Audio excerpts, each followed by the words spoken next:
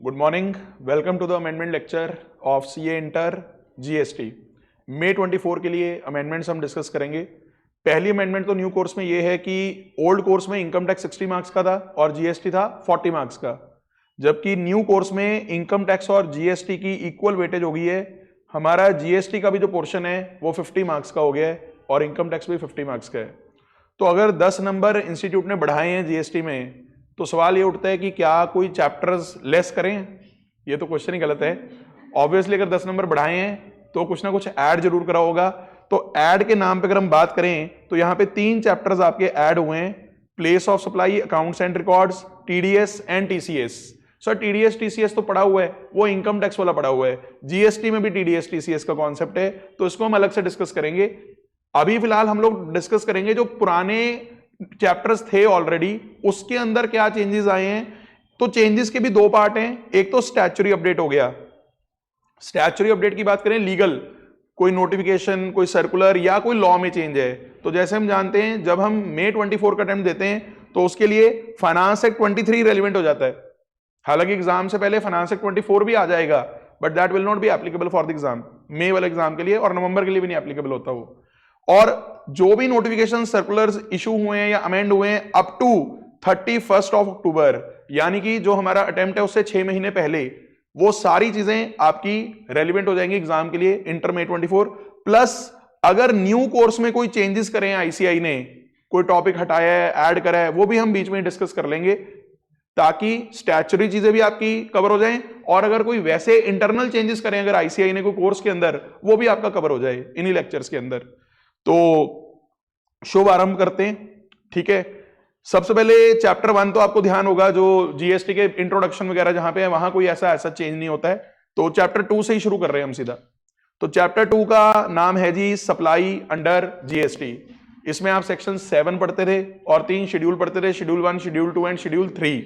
अब अमेंडमेंट यहां पे क्या है जरा गौर कीजिएगा। शेड्यूल 3 जो हमारा होता था, जो ये बताता था कि कुछ ट्रांजैक्शंस ऐसी होती हैं जिनको ना तो सप्लाई ऑफ गुड्स मानना है ना ही सप्लाई ऑफ सर्विस मानना है। उसके अंदर एक पैरा नंबर या एंट्री नंबर 6 था, वो अभी भी है। एंट्री 6 में लिखा क्या हुआ था, actionable claims other than lottery, betting, gambling. यानी इसका इंटरप्रिटेशन ये आता था कि एक्शनेबल क्लेम्स को हम लोग नीदर नॉर मानेंगे, neither supply of goods nor supply of service, पर 3 चीजें, लॉटरी, बेटिंग, गैम्बलिंग, इन 3 चीजों को हम लोग सप्लाई माना करेंगे। इसको नीदर नॉर में नहीं रखेंगे, इसको नीदर नॉर में नहीं रखेंगे। वैसे पूछता हूं आपसे, सप्लाई ऑफ गुड्स मानते थे एलबीजी को, लॉटरी, बेटिंग, गैम्बलिंग को, या सप्लाई ऑफ सर्विस? तो आपको ये मैं बता दूं, एक्शनेबल क्लेम का जब आप मीनिंग पढ़ोगे वहां गुड्स के मीनिंग में एक्शनेबल क्लेम भी रखा हुआ है। हालांकि उसमें अभी तक कोई अमेंडमेंट नहीं है, वो वैसे का वैसे ही है, बट आपकी नॉलेज के लिए बता रहा हूं कि अगर इन्हें सप्लाई मानते भी थे तो इनको गुड्स माना जाता था, गुड्स की डेफिनेशन के अंदर। अभी तक मैंने अमेंडमेंट डिस्कस नहीं करी है, अमेंडमेंट अब है। इन्होंने सोचा लॉटरी, बेटिंग, गैम्बलिंग ही क्यों, और भी तो चीजें हमें ऐड करनी चाहिए, जैसे कि कैसीनोस, हॉर्स रेसेस, या फिर ऑनलाइन गेमिंग वगैरह। आजकल तो ऑनलाइन गेमिंग का बड़ा ट्रेंड है। तो मेन अभी ये 3 चीजें इन्होंने एक्स्ट्रा ऐड कर दी हैं, जिनको इन्होंने शेड्यूल 3 से बाहर कर दिया है। और इसको लिखने के लिए इन्होंने करा क्या, शेड्यूल 3 की इस एंट्री 6 को अमेंड करके लिखा, actionable claims other than specified actionable claims. अब स्पेसिफाइड एक्शनेबल क्लेम्स का शॉर्ट फॉर्म आप याद रखो, एलजी बचो। एलजी बचो क्या है, L for lottery, G for gambling, B for battery, battery नहीं बैटिंग, ये तो पुराना ही है। 3 ऐड हो गए, C for casino, H for horse racing, और ओ फॉर ऑनलाइन गेमिंग। बस ये अमेंडमेंट है पहली, जो मेरे हिसाब से आपके लिए इंपॉर्टेंट भी रहेगी। तो आप देख सकते हैं स्पेसिफाइड एक्शनेबल क्लेम्स, यानी अब से क्या लिखा है, देखो मैंने एनालिसिस क्या लिखा है। पहले तो ये लिखा है कि 252 के हिसाब से एक्शनेबल क्लेम को क्या माना जाता है, गुड्स, लेकिन इस पैरा के हिसाब से सिर्फ स्पेसिफाइड एक्शनेबल क्लेम्स को क्या माना जाएगा, सप्लाई। बाकी सभी एक्शनेबल क्लेम्स को हम लोग सप्लाई नहीं मानेंगे, यानी सप्लाई का जो स्कोप है वो थोड़ा ब्रॉड हो गया। पहले सिर्फ एलबीजी, लॉटरी, बेटिंग, गैम्बलिंग पे ही टैक्स की बात होती थी, अब casinos, online gaming and horse racing पे भी टैक्सेस की बात क्लियरली कर दी है लॉ ने कि भाई इस पे भी करनी है, इस पे क्यों छोड़े। तो आप देख सकते हैं, हालांकि एक चीज छोटा सा एनालिसिस मुझे लगता है आने वाले टाइम पे हो सकता है एक्शनेबल क्लेम को भी थोड़ा डिफाइन चेंज करके सर्विसेज में इंक्लूड लेके जाना चाहिए, बिकॉज ये कैसीनो और हॉर्स रेसिंग इतना अच्छा गुड्स में फिट सा नहीं होता। बट फिलहाल इतनी की अमेंडमेंट आपके लिए रेलिवेंट है कि इन चीजों को भी अब से हमने सप्लाई मानना है, और इन पे जीएसटी का रेट भी इन्होंने क्लैरिफाई करा है। वैसे आपके लिए वो रेलिवेंट नहीं है, 28% जीएसटी का रेट है। इसकी वैल्यूएशन कैसे होगी वो सब के भी रूल बनाए हैं, बट वैल्यूएशन के rules are not relevant for CA inter. आपके लिए इतनी ही अमेंडमेंट मेनली रेलिवेंट है, और इसमें दो वर्ड इन्होंने ऐड करे हैं डेफिनेशंस के अंदर। एक तो ये स्पेसिफाइड एक्शनेबल क्लेम मैंने बता दिया आपको, नई डेफिनेशन जो इन्होंने ऐड करी है वो करी है ऑनलाइन गेमिंग। गौर करना, यहां वर्ड ऑनलाइन मनी गेमिंग है, पर इन्होंने पहले डिफाइन करा ऑनलाइन गेमिंग, फिर मुद्दे पे आए ऑनलाइन मनी गेमिंग। तो ऑनलाइन गेमिंग का मीनिंग तो उन्होंने बड़ा ब्रॉड रखा है, जो भी गेमिंग ऑनलाइन हो रही है, ठीक है, इलेक्ट्रॉनिक नेटवर्क पे हो रही है, इंटरनेट पे हो रही है, वो ऑनलाइन गेमिंग है। एंड इट इंक्लूड्स, क्या इंक्लूड करा इसके अंदर, ऑनलाइन मनी गेमिंग भी इसमें इंक्लूडेड है, जो नीचे डिफाइन करी हुई है। यानी आपके लिए ज्यादा important definition online money gaming की है। अब ऑनलाइन मनी गेमिंग भी इन्होंने भर भर के बहुत कुछ लिखा है इसके अंदर, पढ़ते हैं आराम से। डेफिनेशन हो सकता है एज इट इज ना पूछी जाए, बट एक बार पढ़ अच्छे से लो, क्योंकि उसमें से कुछ भी पूछ सकता है, आपसे टेस्टिंग कर सकता है। तो देखते हैं क्या लिखा है। कहता है ये वो ऑनलाइन गेमिंग है जिसमें प्लेयर्स चाहे पैसा पे करें चाहे जमा करवाएं। अब पे बोल लो या जमा बोल लो, कि तो दोनों का वर्ड है, दोनों में फर्क है ना। एक है कि सर पे करा है मिलेगा नहीं वापस, एक है जमा है ये मिल जाएगा, कहते वो भी ऑनलाइन गेमिंग है, ऑनलाइन मनी गेमिंग है वो भी। चाहे पे करो चाहे जमा करो, चाहे पैसा चाहे पैसे की वर्थ में कुछ भी, चाहे क्रिप्टो करेंसी भी। आप देख सकते हैं वर्चुअल डिजिटल एसेट बोले तो सिंपल भाषा में क्रिप्टो, ये तो क्रिप्टो की बातें आ गई। वर्चुअल डिजिटल एसेट्स, वीडीए, इसे शॉर्ट में बोलते हैं वीडीए। यानी फर्स्ट लाइन द्वारा इंटरप्रेट करो, कोई भी ऑनलाइन गेमिंग जिसमें पैसा चाहे पे हो चाहे जमा हो, चाहे मनी की वर्थ, चाहे क्रिप्टो, फर्स्ट लाइन ये है। और ये सब क्यों कर रहे हो आप, आपकी एक एक्सपेक्टेशन बिल्ड की हुई है आपने कि आप जीतोगे, चाहे पैसा चाहे पैसे की वर्थ चाहे वीडीए, ये दूसरी लाइन है। और आगे इन्होंने इसको बड़ा ब्रॉड करा है, इसको गेम बोल लो, स्कीम बोल लो, कंपटीशन बोल लो, जो मर्जी बोल लो। और इसमें भी एक इन्होंने खास चीज का ध्यान रखा है, नहीं तो लोग लूप होल निकाल लेते हैं। जैसे ड्रीम 11 कंपनी की अगर मैं बात करूं, कई लोग बोलते हैं ये सट्टा नहीं है, स्किल बेस्ड है, कि जी टीम वगैरह चूज करनी है, it is skill based, it is not सट्टा। तो इन्होंने लिखा चाहे बेस्ड ऑन स्किल है, चाहे बेस्ड ऑन चांस है, चाहे दोनों है, कि ये सब ज्ञान हमें मत देना कि ये तो स्किल बेस्ड है, इसमें हमने सट्टा नहीं लगाया। कहता स्किल हो, चांस हो या दोनों हो। फिर आगे आप बोल रहे हो सर मैं जो गेम खेल रहा हूं वो तो इलीगल है, कहते कोई बात नहीं, चाहे परमिसिबल हो किसी लॉ में चाहे ना हो, ऑनलाइन गेमिंग। कहते हमारे साथ कोई किंतु परंतु ना करना, बस जिसमें वो पहली दो कंडीशंस पूरी होगी, फर्स्ट टू लाइंस, वैसे तो ये पूरी एक ही लाइन है, मैंने बुलेट फॉर्म में बनाई हुई है। फर्स्ट टू लाइंस क्या बोल रही थी, आपने जमा करा इस एक्सपेक्टेशन में कि आप जीतोगे, आगे कहते हैं हमारे लिए कुछ रेलिवेंट ही नहीं है। तो इन चीजों पे भी अब जीएसटी की बात एक्सप्रेसली कह दिया उन्होंने कि होएगी, यानी आपको डिस्प्यूट नहीं कर सकता कि आपके लॉ में कहां लिखा है किस पे जीएसटी लगेगा, यहां लिखा बोलो क्लियर है कि नहीं है। तो डेफिनेशन में ये नहीं कहूंगा वर्ड बाय वर्ड याद करो, पर इंटेंट समझ लो लॉ मेकर का, क्योंकि क्वेश्चन इसमें से कुछ भी बन के आ सकता है आपको। तो क्या है जी पहले पेज की ये सारी अमेंडमेंट, एलजी बचो। अब से इस पे जीएसटी की बात होगी। लीगल सपोर्ट मैंने आपको पूरा बता दिया कि कैसे कैसे लिखा है इन्होंने इसको लाने के लिए जीएसटी के घेरे में। लॉटरी, बैटिंग, गैम्बलिंग, ये तीन तो पुरानी है, तीन नए के हैं, कैसीनोस, ऑनलाइन मनी गेमिंग और horse racing. I hope this amendment is clear. ठीक है जी। अगले पेज पे इसी के ही कॉन्सिक्वेंटली अगर आप देखोगे ना, एक इन्होंने सप्लायर के मीनिंग में चेंज करा है। जो डेफिनेशन ऑफ सप्लायर थी, ये इसके दो बुलेट तो वही पुराने हैं। सप्लायर कौन होता है गुड्स या सर्विसेज का, जो भी सप्लाई कर रहा है। और अगर कोई एजेंट है जो किसी के बिहाफ पे कर रहा है, वो भी सप्लायर हो सकता है, क्योंकि आपने पढ़ा हुआ है खासकर शेड्यूल 1 के पैरा 3 में कि अगर एक एजेंट अपने नाम पे बिलिंग करता है तो वो एजेंट खुद सप्लायर बन जाता है, क्योंकि जब उसे मिलता होता है सामान फ्री में मिलता है चाहे, उसको अलग सप्लाई मानते हैं, और जब वो बेचता है वो अलग सप्लाई होती है। तो एजेंट को भी सप्लायर के डेफिनेशन में कवर किया गया है। ये तो ओल्ड बात है, इसमें कुछ नया नहीं। एक प्रोवाइजो नहीं ऐड करिए, और ये प्रोवाइजो भी इसी पॉइंट की वजह से ऐड करी है, जो भी हमने ऑनलाइन मनी गेमिंग वाला पॉइंट किया है उसी से रिलेटेड है भी। तो देखो उन्होंने क्या लिखा है, पढ़ते हैं। प्रोवाइडेड दैट, और ये सारी अमेंडमेंट्स ना 1/10/2023 से हुई हैं। मतलब आप कहोगे सर ये फाइनेंस एक्ट की अमेंडमेंट्स नहीं है क्या? है, पर फाइनेंस एक्ट की भी ना कुछ अमेंडमेंट्स ये ऐसी कर देते हैं जो थोड़ी डेफर कर देते हैं कि इस पे पहले हम रूल वूल सारे बना ले फिर उसको एप्लीकेबल करेंगे। वरना वैसे तो फाइनेंस एक्ट की जो अमेंडमेंट्स होती हैं वो 1 अप्रैल से स्टार्ट हो जानी चाहिए, बट आपको डेट्स वगैरह इतनी ध्यान देने की जरूरत नहीं है, मैंने मेंशन कर दी है, ठीक है। वैसे प्रोवाइडेड दैट, गौर करना सप्लायर की डेफिनेशन में क्या लिखा है। अ पर्सन हु ऑर्गेनाइजेस और अरेंजेस डायरेक्टली और इनडायरेक्टली, किसका सप्लाई, किसका सप्लाई, स्पेसिफाइड एक्शनेबल क्लेम्स, बोले तो LG बचो, यही तो है स्पेसिफाइड एक्शनेबल क्लेम्स। अभी तो करें पिछले पेज पे, यस और नो।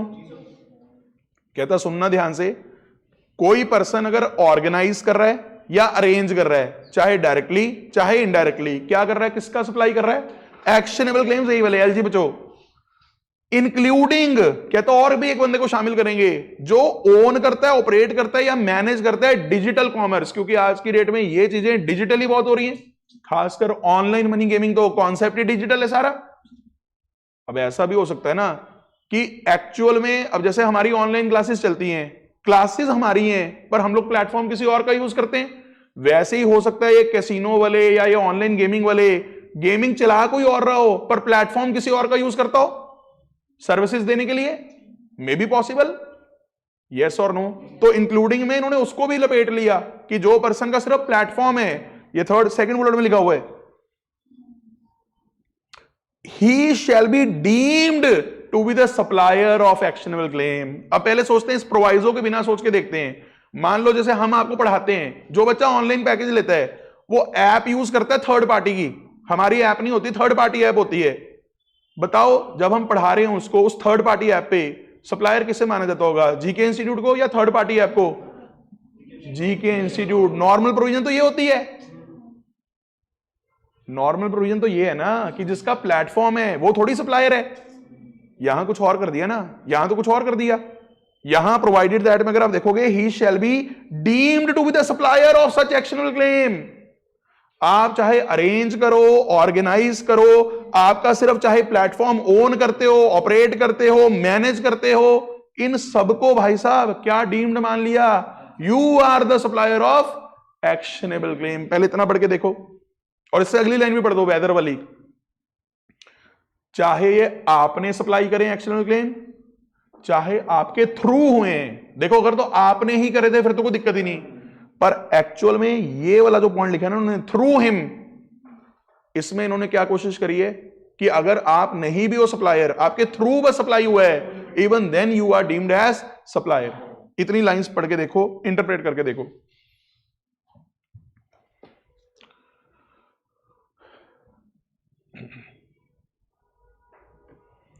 इस पे आप अच्छा खासा एमसीक्यू सोच सकते हो। एक केस स्टडी से बनाएगा, फिर पूछेगा who is the supplier in this case, तो ये सप्लायर की जिसको अमेंडेड डेफिनेशन पता होगी, यहीं तक ही अगर आप नोटिस करो, इससे ही आंसर आपका काफी हद तक हो जाएगा।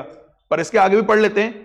वेदर कंसिडरेशन मनी में हो, मनी की वर्थ में हो, इंक्लूडिंग वीडीए, चाहे वो जो कंसिडरेशन है चाहे आपको पे हुई हो, और कन्वेड टू हिम और थ्रू हिम और placed at his disposal in any manner. मतलब चाहे वो कंसिडरेशन आपको मिल रही है, चाहे आप आगे किसी और को दे देते हो, हमें उससे भी फर्क नहीं पड़ता। वेदर करके ऐसे लिखते हैं ना, चाहे ये हो चाहे ये हो चाहे ये हो, आप ही सप्लायर हो भैया।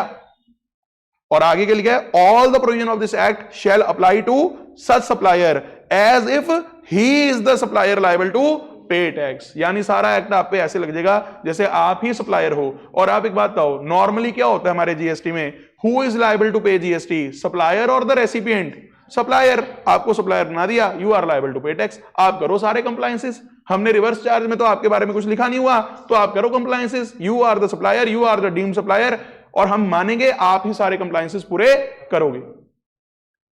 Again I would say, no need to learn this definition, but you need to understand the intent, ताकि कोई भी केस स्टडी आपको आ जाए ना, झट से आपको याद आ जाए, अरे उधर वो वर्ड था, डायरेक्टली इनडायरेक्टली, अरे उधर वो वर्ड था, through him. Are you understanding? No need to learn, but yes important for exams. और अमेंडमेंट्स तो वैसे ही आपको पता है अमेंडमेंट इंपॉर्टेंट होती है, 15 से 20 नंबर तो आप मान के चलो अमेंडमेंट्स में से आता है पेपर। तो I hope this definition is also clear. उसके बाद इसी चैप्टर में एक अमेंडमेंट, और अमेंडमेंट क्या, this is not an amendment, this is just a clarification. मतलब हम बोल रहे अमेंडमेंट्स देते हैं बट ये कोई चेंज नहीं है, ये एक सर्कुलर से अमेंडमेंट वो करी है उन्होंने, क्लैरिफिकेशन। अब सर्कुलर का मुद्दा क्या है, बड़ा इंटरेस्टिंग है। मेरे को ये बताओ, आप दुकान पे जाके कोल्ड ड्रिंक खरीदते हो, चिप्स खरीदते हो, हल्दीराम की भुजिया खरीदते हो, क्या वो गुड्स होते हैं या सर्विस? गुड्स होते हैं वो, क्या सर्विस होती है? हमें तो गुड्स ही लगता है, गुड्स ही है, क्योंकि हमने तो ये पॉइंट पढ़ा था कि रेस्टोरेंट या आउटडोर केटरिंग, ये मैंने आपको बताया था कि शेड्यूल 2 में लिखा हुआ है कि this is supply of service. अच्छा चलो एक बात और पूछता हूं, आप एक रेस्टोरेंट में गए, वहां आप एक ही चीज कर रहे हो, माउंटेन ड्यू पी के आ रहे हो, और कुछ नहीं कर रहे, आप कुछ नहीं ऑर्डर कर रहे, आप वो सर्विस है, गुड्स है? वही माउंटेन ड्यू जब आप दुकान से लेके खरीद रहे थे वो क्या थी, गुड्स, और जब आपने रेस्टोरेंट में जाके खाया तब उसे क्या बोल रहे हैं, सॉरी हाँ, तब उसे सर्विस बोल रहे हैं। यही पॉइंट है। अब मुद्दा कहां था, सुनना, मूवी देखने तो गए होगे आप, अब मूवी में साथ में वहां इंटरवल के टाइम पे एक जगह होती है जहां सारे लोग इकट्ठे हो जाते हैं, वॉशरूम की बात नहीं कर रहा, खाने पीने की बात कर रहा हूं, यस और नो, होता है कि नहीं? अब कई बच्चे गलत ही सोच लें, इसलिए क्लैरिफिकेशन मेरी तरफ से तो जरूरी होनी चाहिए, ठीक है? तो होता है ना वहां पे cold drink, popcorn, combo, nachos, burger, वो सब, उसको लेके अब प्रॉब्लम ये आ रही थी कि यार इसको क्या ट्रीट किया जाए कि सिनेमा हॉल के अंदर जो वो स्पेस है जहां पे वो सामान बेचा जा रहा है, आप उसको कैंटीन बोलो, मेस बोलो, फूड कोर्ट बोलो, जो मर्जी बोल लो, क्या वो सप्लाई ऑफ गुड्स कर रहे हैं या क्या वो सप्लाई ऑफ सर्विस कर रहे हैं? Are you understanding? तो उसको लेके क्लैरिफिकेशन है। तो पहले देखो क्या लिखा है, eating joint is a wide term, इसमें refreshment, eating stalls, kiosk, counter, restaurant at a cinema, बहुत कुछ आता है इसके अंदर, it is a wide term. अब सिनेमा ऑपरेटर कहता है दो तरीके से ये काम करता है, या तो उनके खुद के ही होते हैं ये देमसेल्स, या हो सकता है वो आउटसोर्सिंग कर दें। बिल्कुल ठीक समझ में आ रहा है? पहले थोड़ा बैकग्राउंड तो समझ लो। अब कस्टमर हो सकता है ये सर्विसेज लेना चाहें, हो सकता है ना भी ये लेना चाहें। फर्दर सिनेमा ऑपरेटर वाले कहते हैं आजकल कभी कभी वेंडिंग मशीन वगैरह भी इंस्टॉल कर देते हैं कि आप सिक्का डालो और वो आपको सामान निकल आएगा, उस तरह की चीजें भी होती हैं। ये तो सब होगी एक तरह से background. This is the clarification, ये क्लैरिफिकेशन है मेन जो आपको याद करनी है। ये इस पे तो आप स्टार मार्क ही कर लेना। अब ध्यान देना इन्होंने क्या क्लैरिफाई करा है, इन्होंने दो सिचुएशन बनाए। एक सिचुएशन तो इन्होंने ये सोची कि आप मूवी देखने जाते हो, टिकट लेते हो, और टिकट तो देखो है ही सर्विस, वो तो रेस्टोरेंट कह रहा हूं, सिनेमा की सर्विस है, वो तो अलग मुद्दा, उस पर इशू नहीं है। अब इंटरवल में जाके आपने खाना है कि नहीं खाना वो आपके ऊपर है। इस केस में कहता हम क्लैरिफाई कर रहे हैं कि वो रेस्टोरेंट की तरह ही है वो भी। आप उसको ये ना सोचो कि आप वहां पे कोल्ड ड्रिंक खरीदने गए थे, एक तरह से आप कोल्ड ड्रिंक तो ठीक है बीच में एज अ सर्विस ही तो ले रहे हो, यानी जहां तो पैकेज की तरह नहीं आपको बेचा जा रहा कि टिकट भी लो और टिकट में खाने पीने का सामान भी मिलेगा, वहां तो उन्होंने क्लैरिफाई कर दिया it is a restaurant service. एक तरह रेस्टोरेंट सर्विस की तरह मान के चलो इसे, जहां ये दो कंडीशंस पूरी हो जाए। क्या? पहला, जो ये फूड और बेवरेजेस हैं ये आपको ना as a part of service दिए जा रहे हैं, मतलब as a part of service मतलब वहां पे सर्विस की तरह मिल रहे हैं आपको ये। जैसे कई बार तो आजकल आपने देखा होगा इंटरवल में ना आपसे पूछने आ जाते हैं would you like to have something, तो आपके पास ऑर्डर वन सीट भी आ जाता है, तो उसको तो आप सर्विस ही बोलोगे ना यार, पॉपकॉर्न आ रहे हैं, वो आ रहा है, कोल्ड ड्रिंक आ रहा है। एंड इंडिपेंडेंट है ये सिनेमा एग्जीबिशन सर्विस के, यानी सिनेमा सर्विस तो इंडिपेंडेंट है, खाने पीने की सर्विस इंडिपेंडेंट है, यानी बंडल नहीं बना हुआ। यानी मूवी टिकट का प्राइस अलग है और खाने पीने का प्राइस अलग है, पर जो आप वहां खाना पीना कर रहे हो उसे ये ना बोलो कि सप्लाई ऑफ गुड्स हो रहा है, उसे क्या बोलो, सप्लाई ऑफ सर्विस हो रहा है। और सर्विस कौन सी हो रही है? रेस्टोरेंट। सर फर्क क्या पड़ेगा? फर्क पड़ता है। पहले तो देखो टैक्स रेट्स के फर्क पड़ते हैं, फिर आपको याद होगा कॉम्पोजिशन स्कीम के अंदर भी रेस्टोरेंट वगैरह की टैक्स रेट अलग थे, अगर आपको याद हो तो फर्क तो पड़ेगा, ये मत पूछो फर्क क्या पड़ेगा। और हो सकता था यहां कुछ बच्चे सोच जाते या कुछ लोग सोचते कि यार ये कोई रेस्टोरेंट थोड़ी ना है, इसको रेस्टोरेंट में थोड़ा ना कवर करना चाहिए, ये कैसे कॉम्पोजिशन ले लेगा रेस्टोरेंट वाली, पर इन्होंने क्लैरिफाई कर दिया, now they can claim composition also restaurant वाली। एक तो ये क्लैरिफिकेशन होगी। अब दूसरा पहले मैं आपसे पूछता हूं, लेट्स सी आपका प्रिंसिपल, क्योंकि देखो मैंने बोला कोई अमेंडेड टॉपिक नहीं है, जो लॉ पढ़ा हुआ है ना उसी को क्लैरिफाई कर रहे हैं। लेट्स सी आपका दिमाग क्या कहता है। अब आप टिकट ले रहे हो, 300 रुपए की टिकट बेच रहे हैं, वो कह रहे हैं मूवी भी इसके अंदर और पॉपकॉर्न और कोल्ड ड्रिंक भी मिलेगा। बोलो भाई, चीजें इकट्ठी होगी, ये तो क्लियर है। अब इसके लिए एक टॉपिक होता था सप्लाई चैप्टर में ही, composite supply and mix supply, याद आ रहा है? दोनों की टैक्सेबिलिटी अलग अलग होती थी। कॉम्पोजिट सप्लाई में हम लोग लगाते थे प्रिंसिपल सप्लाई का रेट। अच्छा, कॉम्पोजिट सप्लाई की खास चीज क्या होती थी? Natural bundle, natural bundle. और मिक्स सप्लाई आर्टिफिशियल बंडल, जबरदस्ती का बंडल बना दिया। एग्जांपल याद करवाता हूं, मोबाइल और चार्जर नेचुरल बंडल था, उसमें हम बोलते थे यार चार्जर तो साथ में मिलना ही था, तो मोबाइल का टैक्स रेट लगाओ चार्जर पे भी, याद आया? और हमने किया था कि वो कॉस्मेटिक की किट बना रखी है, या वो बिस्किट, जूस और वो सारे हल्दीराम के भुजिया वगैरह का पैकेट बना रखा है इकट्ठा, दिवाली गिफ्ट हैम्पर, उसको बोला था मिक्स सप्लाई। मिक्स सप्लाई में हम बोलते थे भैया हाईएस्ट रेट लगा दो पूरे पैकेज पे, याद आ गया? रिवीजन होगी। अब आते हैं इस पे, बोलो कॉम्पोजिट सप्लाई या मिक्स सप्लाई? तो यहां आपका आंसर बिल्कुल गलत हो सकता था, क्योंकि ये क्लैरिफिकेशन में इन्होंने क्लियर किया है कि इसको हम रखेंगे कॉम्पोजिट सप्लाई में। अब देखो ये थोड़ा सा डिफरेंस ओपिनियन हो सकता है, पर इन्होंने ये सोचा होगा यार आजकल चल रही है ये चीज बहुत ज्यादा, क्योंकि मेन टेस्ट यही होता था कि क्या चल रही है मार्केट में ये चीज कि नहीं चल रही। अगर बाकी प्लेयर भी ये चीज कर रहे हैं और आपने भी वो ऑप्शन दी है, तो it is a case of composite supply. और कॉम्पोजिट सप्लाई में याद करिए मेन चीज क्या होती थी? Artificial bundle. बोलो क्या मैं ठीक लिख रहा हूं? आर्टिफिशियल बंडल लिख के कटवाऊंगा, यही होता था कॉम्पोजिट सप्लाई में। और क्या टैक्स रेट लगेगा अब आपसे पूछता हूं, बोलो सिनेमा का टैक्स रेट लगा दूं या खाने पीने का? सर सिनेमा, सिनेमा खाने पीने थोड़ी गए थे, वो पेप्सी 200 रुपए की क्यों खरीदे हम वहां, है कि नहीं है? हालत तो टाइट होती है वहां पॉपकॉर्न और पेप्सी खरीदने में कि यार इतना महंगा, यार 250 रुपए का पॉपकॉर्न बेच रहे हैं। यस और नो? तो ये क्लैरिफिकेशन मेरे हिसाब से आपके एग्जाम के लिए इंपॉर्टेंट है, जिसमें उन्होंने क्लियर कर दिया कि भाई कॉम्पोजिट सप्लाई है, और इस पे आप कोई बहस नहीं करेंगे, क्योंकि क्लैरिफिकेशन तो आपको माननी पड़ेगी। हालांकि हमने ये भी पढ़ा हुआ है कि सर्कुलर्स वगैरह चैलेंज हो सकते हैं, बट हम थोड़ी एग्जाम में चैलेंज करके आएंगे। यस और नो? वो जिसको प्रॉब्लम हो रही हो कि वो चैलेंज करे, यस और नो? तो I hope this clarification is crystal clear. उसके बाद अगली क्लैरिफिकेशन जो हमारी है, ये भी सर्कुलर है, क्लैरिफिकेशन है। अब ये पॉइंट थोड़ा सा समझा देता हूं पहले शॉर्ट में। आप जानते हो होल्डिंग कंपनी सब्सिडियरी कंपनी में शेयर्स होल्ड करती है, यस और नो? मोर देन 50% शेयर अगर आप होल्ड करोगे तभी तो आप होल्डिंग कहलाओगे सब्सिडियरी की। अब इशू सुनो क्या है, पहले इशू समझा देता हूं।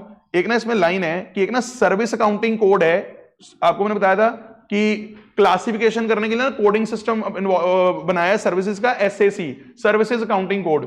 तो इसका कोड नंबर है, एंट्री नंबर है 997171, याद नहीं करना।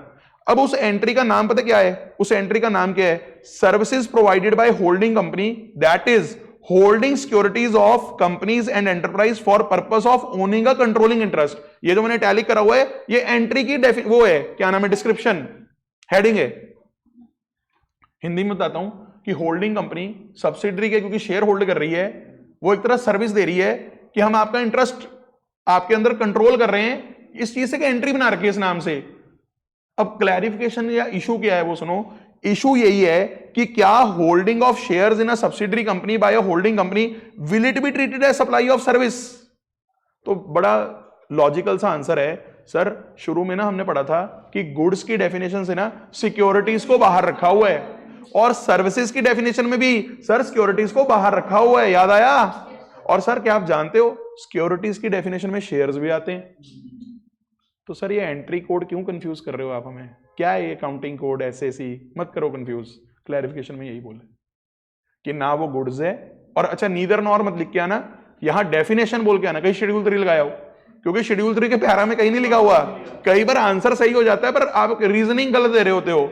इसकी रीजनिंग ये बनेगी, शेयर सिक्योरिटीज है, पहली बात, सिक्योरिटीज में ना गुड्स में आते हैं, सिक्योरिटीज ना सर्विस में आते हैं, डेफिनेशनों से ही बाहर हैं। इसलिए सिर्फ एक अकाउंटिंग कोड की एंट्री बन जाने से हम इसको सर्विस नहीं मानेंगे, ना हम इस पर कोई जीएसटी लगाएंगे। तो आप एक बार फटाफट से पढ़ के देखो clarification. Securities are neither goods nor service as defined under CGST act. Schedule 3 थोड़ी लिख के आओगे। फर्दर सिक्योरिटीज में क्या शामिल होता है? शेयर्स। इससे क्या निकल के आया? Securities held by holding in subsidiary are neither goods nor services. Further purchase और sale of shares is itself not a supply of goods और सर्विस। अब अगर आज मैं किसी कंपनी के शेयर ले रहा हूं तो शेयरों पे थोड़ी जीएसटी लग रहा है। हाँ, अगर मैं जिस एजेंट के थ्रू ले रहा हूं वो कोई कमीशन ले रहा है, कमीशन पे जीएसटी की बात होती है, उसमें कोई डाउट नहीं है। It cannot be said that service is being provided by holding to subsidiary solely on the basis that there is a specific accounting code वाली कोई एंट्री, वो मैंने आपको बता ही दिया। अनलेस जब तक आप सेक्शन 7 की कंडीशंस पूरी ना करो, और सेक्शन 7 में तो साफ ही है कि गुड्स या सर्विस सप्लाई हो रहे हो ना तो ये गुड्स है ना ये सर्विस है। देयरफॉर आपके लिए तो ये मेन की बात है। देखो देयरफॉर पढ़ के समझ में आ रहा है?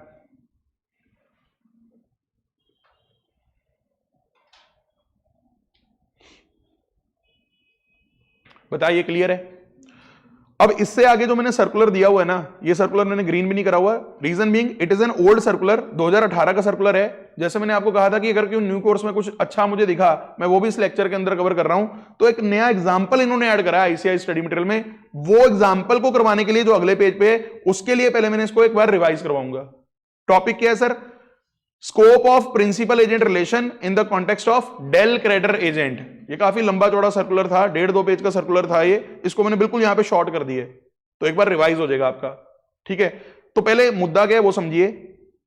यहां पर एक है भाई साहब प्रिंसिपल, एक है भाई साहब कौन?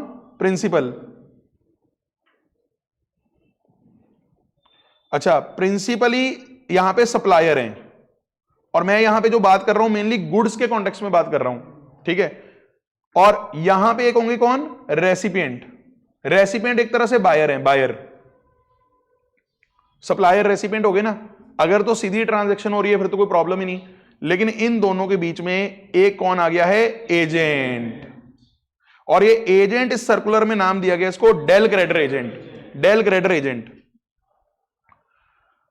अब डेल क्रेडिटर एजेंट का खास चीज क्या होती है, इसका पहले मीनिंग क्या है? ये ना, अगर मान लो इसके थ्रू आगे सप्लाई होता है सामान रेसिपिएंट को, तो ये ना सप्लायर को एक तरह से गारंटी दे देता है कि भाई पैसे मिल जाएंगे, आप चिंता ना करो। अब उसके लिए ये क्या मेथड्स करता है? कई बार ना ये एजेंट प्रिंसिपल को अपनी जेब से पैसे दे देता है और बाद में रेसिपिएंट से ले लेता है विद इंटरेस्ट। मेन ये ट्रांजैक्शन ही समझानी है आपको। सर इशू क्या है इसमें, प्रॉब्लम क्या है, क्लैरिफिकेशन क्या है? तो देखो प्रॉब्लम अब यहां पे ये आई कि ना ये एजेंट भी आगे दो तरह के होते थे। एक वो वाले एजेंट जो अपने नाम पे बिलिंग करते हैं आगे सामान बेचने के लिए, और एक वो वाले एजेंट जो प्रिंसिपल के नाम पे इस सामान आगे सेल करते हैं, पर वो बस बीच में अपना बस थोड़ा सा योगदान कर देते हैं और बीच में अपनी कमीशन ले लेते हैं। तो ये जो सर्कुलर की पूरी क्लैरिफिकेशन इन्होंने दी है ना, इन्होंने उसकी क्लैरिफिकेशन यहां नहीं दी है कि इसको शेड्यूल 1 में कवर करना है कि नहीं करना। शेड्यूल 1 का पैरा 3 क्या बोलता था कि अगर प्रिंसिपल एजेंट को सामान देता है बिना कंसीडरेशन के भी, हम उसको भी सप्लाई मान लेंगे। और अगर एजेंट सामान लेता है उसको भी, मतलब एजेंट आगे सामान देता है प्रिंसिपल को किसी से खरीद के, उसको भी हम सप्लाई मान लेंगे। पैरा 3 एक बार रिवाइज कर लेना शेड्यूल 1 का। शेड्यूल 1 का अब वो तो अलग चीज क्लैरिफाई थी, यहां पे इन्होंने ये क्लैरिफाई करा कि जो एजेंट बीच में इंटरेस्ट वगैरह अगर चार्ज कर रहा है उसका क्या हमने करना है। पर उसको क्लैरिफाई करने के लिए इन्होंने बेस वही लिया कि एजेंट कौन सा है, क्या ये पैरा 3 में कवर हो रहा है शेड्यूल 1 के या नहीं हो रहा। कहते उसके बेस पे आंसर चेंज होएगा या आपकी जो ट्रीटमेंट है वो चेंज होएगा। अब पहले मैं समझा देता हूं फिर आराम से पढ़ाऊंगा। देखो अगर तो एजेंट पैरा 3 में कवर हो रहा है, पैरा 3 में कवर करने का फंडा क्या था वो सुनना, कि अगर एजेंट बोलता है मैं बिलिंग करूंगा रेसिपिएंट को, तो प्रिंसिपल ने जब सामान एजेंट को दिया ना, पैसे तो लिए नहीं, बिना कंसीडरेशन के दिया, उसे भी सप्लाई मान लेते थे आप। तो एक सप्लाई यहां बनती थी गुड्स की और एक सप्लाई यहां बनती थी गुड्स की, हां कि ना? अगर तो ये सिचुएशन है यानी पैरा 3 वाला सिचुएशन है। अब सुनना, मान लेते हैं जो गुड्स की वैल्यू है ना वो 10,000 है, और एजेंट ने पता क्या करा, एजेंट ने रेसिपिएंट को बोला मैं 10,000 गुड्स का लूंगा, मैं 100 रुपए और लूंगा क्योंकि तू पेमेंट लेट कर रहा है। मतलब ये कि एजेंट ने पहले प्रिंसिपल को 10,000 दे दिए और बाद में रेसिपिएंट से कितने ले लिए, 10, 100।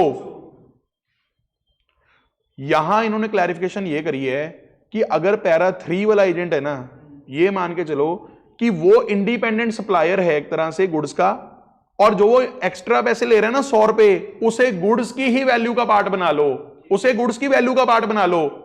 यानी इंटरेस्ट, और आपको याद होगा वैल्यूएशन वाला एक चैप्टर पढ़ते थे आप, वहां भी आप पढ़ते थे इंटरेस्ट, लेट फी, अगर ऐसी कुछ चीजें ली जाती हैं उसे वैल्यू का ही पार्ट बना लो, जो मेन आप सप्लाई कर रहे थे उसी की वैल्यू का पार्ट बना लो। ये सर्कुलर ने ये सिचुएशन कब बताई है, अगर एजेंट किसमें है, पैरा 3। मैं काम करता हूं, इतनी रीडिंग करवाता हूं, पहले काम करो, आप डीसीए का मीनिंग पढ़ के देखो। डीसीए का मीनिंग तो सिंपल है, ही इज अ एजेंट जो गारंटी कर रहा है payment. To guarantee timely payment to supplier, वो क्या करता है, he can resort to various method. जैसे शॉर्ट टर्म कोई लोन दे दिया बायर को, या पहले सप्लायर को खुद दे दिया, बाद में बायर से ले लिया विद इंटरेस्ट। अब मैंने आपको देखो इशू क्या है, इशू देखो यहां पे क्या है, क्या जो इंटरेस्ट चार्ज किया जा रहा है डीसीए के द्वारा, क्या ये गुड्स की वैल्यू का पार्ट बनेगा, ये इशू है। जितना सर्कुलर का इशू है ना उतना ही क्लैरिफाई करा इन्होंने, उससे ज्यादा नहीं, कुछ ज्यादा करा क्लैरिफाई। तो देखो अब इशू मैंने ये वाला बताया पहले कि अगर डीसीए क्या बन रहा है, agent under para 3, that is कब बनेगा वो, agent raises invoice on his own name. ये इसे सर्कुलर ने क्लैरिफाई नहीं करा, वो कहीं और क्लैरिफाइड है, इसने तो ये क्लैरिफिकेशन दी है, यस इसे बनाओ गुड्स की वैल्यू का पार्ट, क्योंकि इशू तो ये था ना। तो मैंने जो यस लिखा है वो किसके लिए लिखा है, इशू के लिए। और देखो उसके आगे क्या लिखा है, टेम्परेरी शॉर्ट टर्म क्रेडिट जो उसने डीसीए ने दिया है रेसिपिएंट को, it no longer retains the character of independent supply. मतलब इंडिपेंडेंट सप्लाई उसके लिए लिखा है कि आप अलग से फाइनेंस की सर्विस दे रहे हो, आप फाइनेंसिंग सर्विस नहीं दे रहे, आप गुड्स की सर्विस, आप गुड्स ही बेच रहे हो, तो ये इंटरेस्ट भी किसमें जुड़ जाएगा, गुड्स में। पढ़ के देखो कि आपको क्लैरिफिकेशन समझ में आ रही है।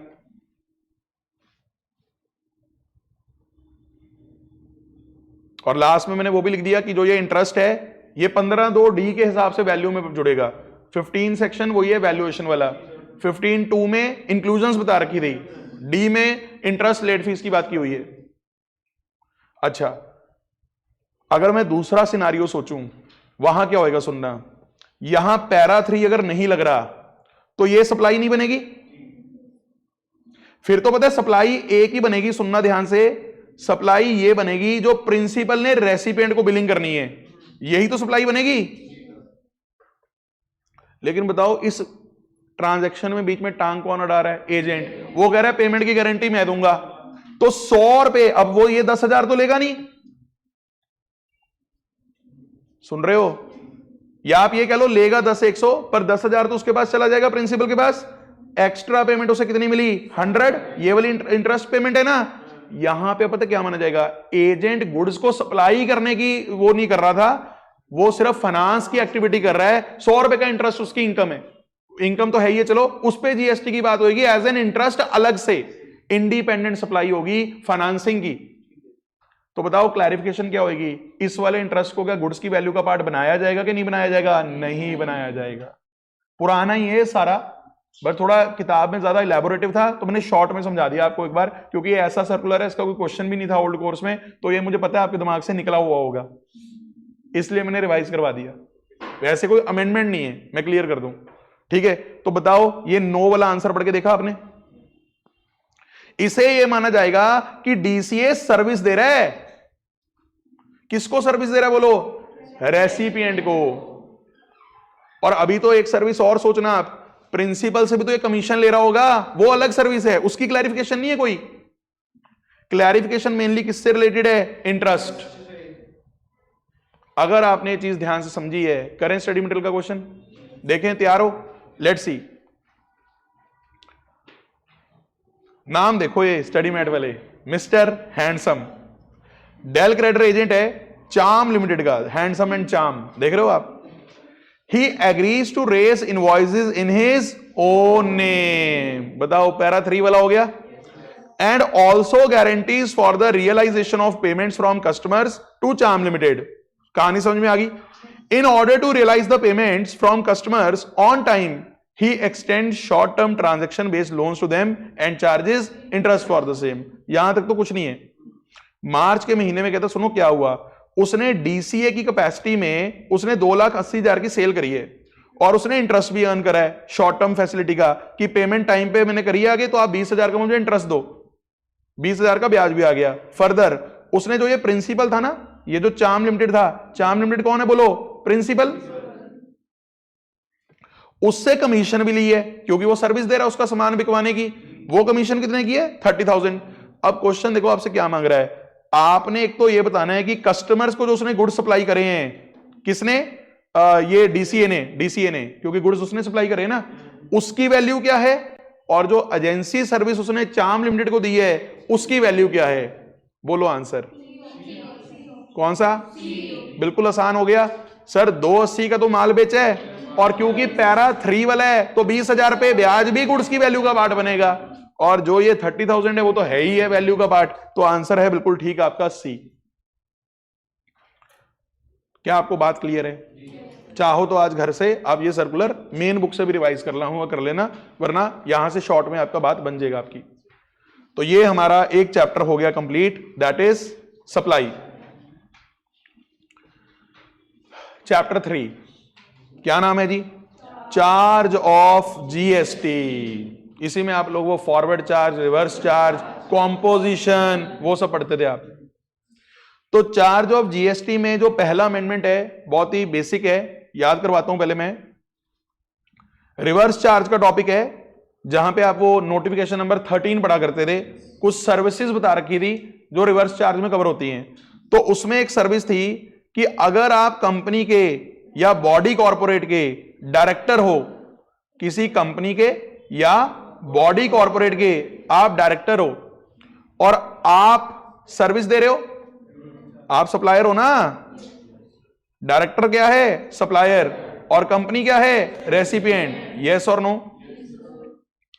इस सर्विस को हम रखते थे रिवर्स चार्ज में कि भैया person liable to pay tax is the company. Director ji आप मत करो कंप्लायंसेस, हम कंपनी से करवा लेंगे. हालांकि मैंने आपको बताया था इसमें सरकार की भी एक चाल है कि डायरेक्टर तो वो स्मॉल वाली वो ले जाएगा ना एग्जम्पशन 20 लाख वाली, कंपनी तो कंपल्सरली रजिस्टर करके सारे डायरेक्टर्स की सर्विस पे जीएसटी लगा दिया, चाहे छोटी कंपनी हो चाहे बड़ी कंपनी हो. अब अमेंडमेंट क्या है सर? अमेंडमेंट नहीं है, क्लैरिफिकेशन है. मैं आपसे एक बात पूछता हूं, इसी फोटो में अगर मैं यहां लिख दूं डायरेक्टर ने सर्विस दी है कंपनी को रेंटिंग ऑफ इमूवेबल प्रॉपर्टी. आप सभी बच्चे जानते हो इमूवेबल प्रॉपर्टी को रेंट पे चढ़ाना इज अ सर्विस. बताओ फोटो वही है, सर्विस कौन दे रहा है? डायरेक्टर. कौन ले रहा है सर्विस? कंपनी. बस सर्विस का नेचर ना डायरेक्टरशिप सर्विस नहीं है, सर्विस कोई और है. तो इशू ये है क्या इस पे रिवर्स चार्ज की एंट्री काम करेगी? तो उन्होंने क्लैरिफाई करा है नहीं, हम सिर्फ डायरेक्टरशिप को कवर कर रहे हैं वहां. अगर कोई भी पर्सनल कैपेसिटी में सर्विस दी जा रही है that is not covered by that entry. देखो रेंटिंग ऑफ इमूवेबल प्रॉपर्टी की अलग एंट्री में अगर आप पूरे हो गए वो एक अलग बात है. मैं उस एंट्री को क्लैरिफाई कर रहा हूं. देखो अगर आपको याद हो एक रेंटिंग ऑफ इमूवेबल प्रॉपर्टी की स्पेसिफिकली गवर्नमेंट वाली एंट्री थी और एक और नई एंट्री ऐड हुई थी, पर मैं कह रहा हूं जब तक वो तो फिर रजिस्टर्ड पर्सन होना चाहिए सामने, वो वाली कंडीशंस आपको देखनी पड़ेंगी. बट इन्होंने क्लैरिफिकेशन ये करी है कि पर्सनल सर्विसेज. अब तो ये तो चलो मैंने एग्जांपल रेंटिंग का ले लिया क्योंकि इन्होंने भी रेंटिंग का एग्जांपल लिया हुआ है. हो सकता है डायरेक्टर पर्सनल कैपेसिटी में कोई और सर्विस दे रहा हो कंपनी को, आप ये थोड़ी कर दोगे. समझ रहे हो ना? क्या नहीं कर दोगे? वो रिवर्स चार्ज वाली एंट्री सिर्फ किसकी बात करेगी? डायरेक्टरशिप वाली सर्विस. आओ पढ़ के देखते हैं फटाफट से, रीड करिए एक बार. पहले थोड़ा बैकग्राउंड है. कहता है जो कंपनी डायरेक्टर कंपनी को सर्विस सप्लाई करता है इस कंपनी को, वहां पे टैक्स कौन पे करता है? कंपनी. ये तो पता ही हमें.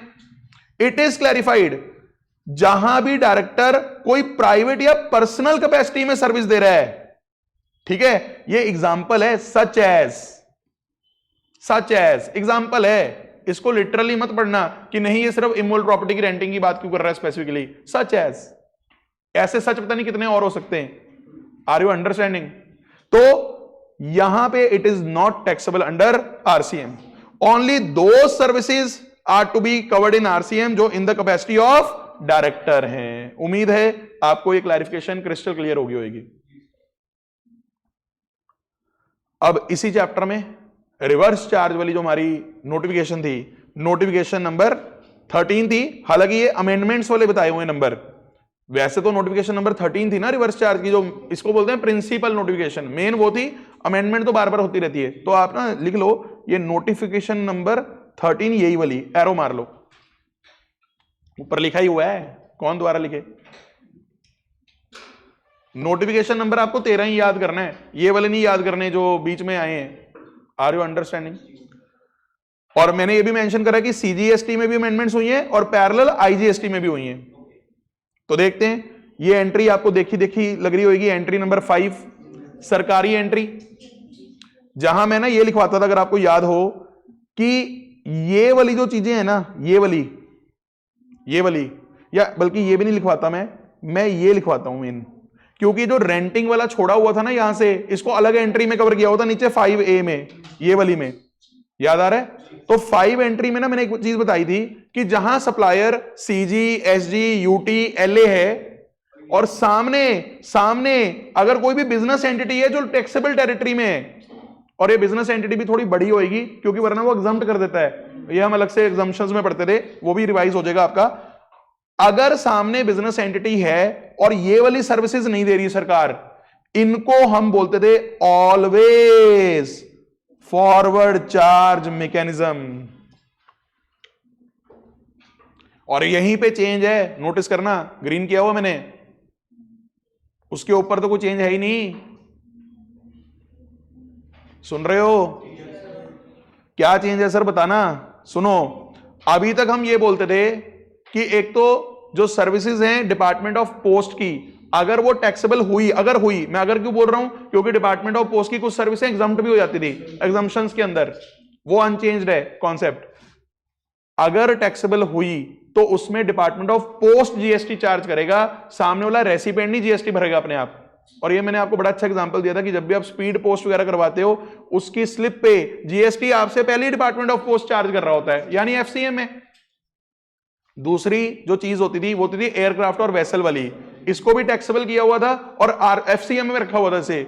और तीसरी चीज होती थी transportation of goods and passenger, अगर ये टैक्सेबल हो रही होगी तो एफसीएम में होगी। इसमें बस एक छोटी सी उन्होंने एडिशन कर दी कि अब से इंडियन रेलवेज यानी मिनिस्ट्री ऑफ रेलवेज भी अगर किसी को कोई भी सर्विस देती है, एफसीएम ही लगेगा उस पर। यानी बताओ, अगर सामने बिजनेस एंटिटी भी हुई और रेलवे से वो सर्विस ले रहे हुए, तो क्या बिजनेस एंटिटी बड़ी हो छोटी हो कोई फर्क नहीं पड़ेगा, अगर टैक्स लगेगा तो एफसीएम में लगेगा। ये पॉइंट आपका छोटा सा टेस्ट हो सकता है कहीं ना कहीं। आई होप आपको ये बात समझ में आ रही है। एनालिसिस देखो इसका क्या है, सप्लाई ऑफ ऑल गुड्स और services by Indian railways to be taxed under forward charge. वैसे तो इतना भी लिखा जा सकता है, लेकिन इसका छोटा सा इंप्लीकेशन भी सोचा हमने। देखो एफसीएम में आने का ना एक फायदा भी होता है छोटा सा, आप जब जीएसटी चार्ज करते हो सामने वाले से, तो आपकी जो प्रोक्योरमेंट्स होती हैं उसका आपको आईटीसी भी मिलता है। तो एक छोटी सी लाइन से देखो कितना अमेंडमेंट को थोड़ा समझना और अच्छा हो रहा है कि यार आईटीसी भी मिलेगा अब इन्हें, अब से इन्हें क्या मिला करेगा, आईटीसी भी मिला करेगा। वरना अगर ये रिवर्स चार्ज में रहते, अगर ये रिवर्स चार्ज में, सरकार की जो भी सर्विसेज रिवर्स चार्ज में होंगी, ना तो सरकार जीएसटी चार्ज करेगी ना ही सरकार को आईटीसी मिलेंगे। खैर आपसे लॉजिक वगैरह ज्यादा नहीं वो टेस्ट करते, आपसे मेनली तो ये पूछते हैं कि एफसीएम है कि आरसीएम है, ये बताना है। तो एक तो ये अमेंडमेंट होगी जी, बोलो क्लियर हुई। अच्छा, रेंटिंग के अंदर इन्होंने अब थोड़ा सा देखो क्या करा है, गौर करना। रेंटिंग में 5A एंट्री क्या बोलती थी, अगर सेंट्रल गवर्नमेंट या स्टेट गवर्नमेंट या यूटी या एलए रेंटिंग की सर्विस देती है इमोल प्रॉपर्टी की, और सामने कौन है, any person registered under GST, obviously business entity होगी मेनली क्योंकि रजिस्टर्ड वही होती है, पर वर्ड अलग अलग है। ऊपर लिखा होता बिजनेस एंटिटी, मतलब अगर ये रजिस्टर्ड ना भी हुई तो रजिस्टर करवाना पड़ सकता है, लेकिन इधर वाले में तभी आप आओगे अगर पर्सन रजिस्टर्ड है। तो इसमें भी सरकार क्या बोलती थी कि इस पे आरसीएम लगा दो। अब वैसे नोटिस करो यहां पे मिनिस्ट्री ऑफ रेलवे को छोड़ रखा है अमेंडमेंट में, अब यहां उल्टा कॉन्सिक्वेंस हो गया, उल्टा हुआ सीधा हुआ, सेम ही हो गया वैसे, क्योंकि यहां पे भी एफसीएम ही लग जाएगा। यानी इंडियन रेलवेज को अगर रिवर्स चार्ज की एंट्री से छोड़ रखा है, रिवर्स चार्ज से छोड़ रखा है ना, तो ये भी तो एफसीएम में ही हो गया ना। सोचो अगर यहां पे एक्सक्लूडिंग मिनिस्ट्री ऑफ रेलवे ना लिखा होता तो उसको पढ़ के देखते हैं। सोचो इंडियन रेलवेज के पास बहुत सारी जमीन पड़ी हो कोई उसके नाम पे, उसको किसी रजिस्टर्ड पर्सन को किराए पे दे दे मान लो, तो आरसीएम लगता ना, अब से क्या लगेगा, एफसीएम। तो अगर मैं ज्यादा आपको कंफ्यूज ना करूं इन चीजों में, सिंपल बोलता हूं कि इंडियन रेलवेज को अब ज्यादा किस में रख लिया है, एफसीएम में, फॉरवर्ड चार्ज में रख लिए। एक्चुअल में ना वैसे तो मैं आपको बताऊं, अगर यहां पे सिर्फ इतना लिख देते ना तो भी काफी था, क्योंकि मिनिस्ट्री ऑफ रेलवे यहां जाने से वैसे ही एफसीएम लग गया। लेकिन फिर कोई लोग हो सकता है ये डिस्प्यूट करता कि यहां तो आपने मिनिस्ट्री ऑफ रेलवे को छोड़ा नहीं हुआ, तो यहां आरसीएम लगाओ। Are you understanding? तो ये दोनों एक दूसरे को कॉम्प्लीमेंट ही कर रही है अमेंडमेंट्स। तो ये दो एंट्रीज आप पढ़ सकते हैं, मेरे हिसाब से आपको क्लियर होगी होंगी।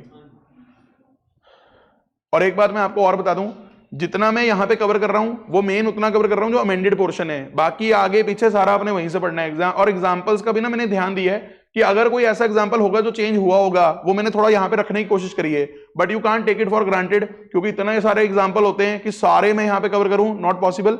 बट मुझे जहां तक ध्यान है कोई क्वेश्चन ऐसा था नहीं जिसमें इंडियन रेलवेज की बात ज्यादा हुई हो, तो इनकी वजह से कोई क्वेश्चन चेंज नहीं हुए, पुराने नया ही क्वेश्चन बन के आएगा, पुराने वही है।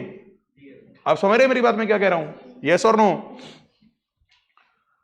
अब ये टॉपिक भी ऐसा है जिसको मैं दोनों कैटेगरीज में रखूंगा कि एक तो स्टैच्यूटरी अपडेट भी है इसके अंदर, और एक ना ये ओल्ड कोर्स में ना पहले ऊपर ऊपर से कवर्ड था, section 9(5) supply of services through ECO. इसमें गुड्स की बात नहीं होती थी, अगर आपको याद हो, ये सिर्फ सर्विसेज की बात करता था, सप्लाई ऑफ सर्विसेज, मैंने सर्विसेज को कैपिटल करा है। तो इसका मैंने बस यहां पे छोटा सा चार्ट बना दिया कि अगर आप सर्विसेज सप्लाई करते हो, कौन सी वाली, नोटिफाइड वाली, मैं यहां पे ये भी लिख देता हूं, नोटिफाइड सर्विसेज। सारी सर्विसेज पे नहीं लगता है, सिर्फ नोटिफाइड सर्विसेज पे लगता है। क्या प्रोविजन होती थी, अगर आप नोटिफाइड सर्विसेज सप्लाई करोगे इको के थ्रू, जैसे इनमें नोटिफाइड में एक तो हमारी वो ओला उबर वाली एंट्री होती थी, एक जोमेटो वाली एंट्री थी, एक इसके अलावा अर्बन क्लैप है ना, या वो ओयो जो ये ट्रिवागो क्या है, ये सारे जो होटल वगैरह बुक करवाते हैं, ये वाले सर्विसेज कवर किए थे। और इनमें बोला क्या था मैं बताता हूं कि अगर इको के थ्रू आप सप्लाई कर रहे हो और इको ऐसा है जो टैक्सेबल टेरिटरी में लोकेटेड है, तो इको टैक्स पे करेगा इसका। देखो अभी तक जीएसटी में हम ये पढ़ते थे या तो supplier liable to pay tax है या रेसिपिएंट, लेकिन ये इको वाली प्रोविजन ये होती थी ना supplier liable to pay tax है, क्योंकि सप्लायर तो वो है जो टैक्सी चला रहा है, रेसिपिएंट वो है जो बैठा है टैक्सी के अंदर, लेकिन किसके थ्रू, उबर ओला, वो इको है, they are liable to pay tax अगर वो टैक्सेबल टेरिटरी में। अगर उनका कोई फिजिकल प्रेजेंस नहीं है तो फिर कोई रिप्रेजेंटेटिव हो जो इको को रिप्रेजेंट कर रहा हो, वो लायबल टू पे टैक्स है। और अगर उसका ना फिजिकल प्रेजेंस है ना कोई रिप्रेजेंटेटिव है, फिर उसे कोई ना कोई पर्सन अपॉइंट करना पड़ेगा जो करेगा। ये आप सारा वहां से पढ़ लेना मेन नोट्स में से, यहां शॉर्ट में लिखा है मैंने। और अगर person liable to pay tax ये बन गए तो हम सारा एक्ट ऐसे पढ़ेंगे कि जैसे वही सप्लायर है और उसको सारी अपनी सारी कंप्लायंसेस पूरी करनी पड़ेंगी, ये लिखा हुआ यहां।